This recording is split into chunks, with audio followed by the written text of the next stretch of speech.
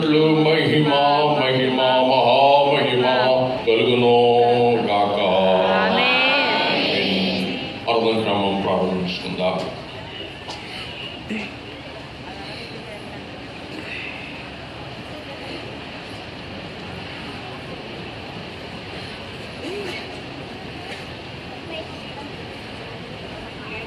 స్తుతి ప్రార్థన జరిగించుకుందాం.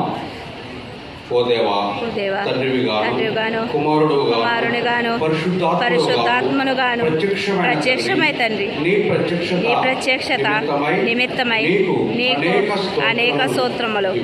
ఇప్పుడు నిన్ను ఆరాధించు కృపా సమయం మాకు దయచేసినందుకు వందనములు. దోతలు పరలోక పరిశుద్ధులు నిన్ను స్తుతించినప్పటికీ మా స్తుతులు కూడా కోరుకొనుచున్న నీకు అనేక స్తుతులు.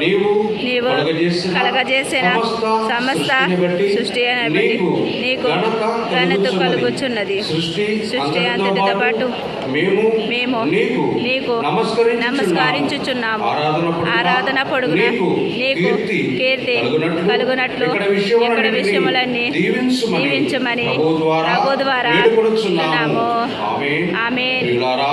ప్రభునందు ప్రియులారా, మనము అతి పరిశుద్ధులైన దేవుని సన్నిధికి వచ్చినప్పుడు పూర్తిగా సర్వారాధనలు ప్రవేశింపకపోను మన పాపస్థితిని ఒప్పుకొని క్షమాపణ మనకెంతో మేలు.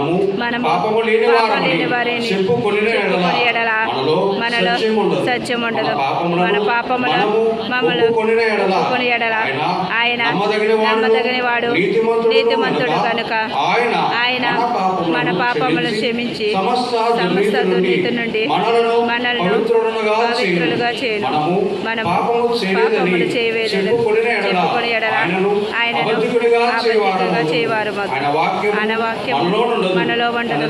తన అతిక్రమంలో పరిహారమునొందినవాడు, తన పాపము ప్రాయశ్చిత్తం పొందినవాడు ధన్యుడు.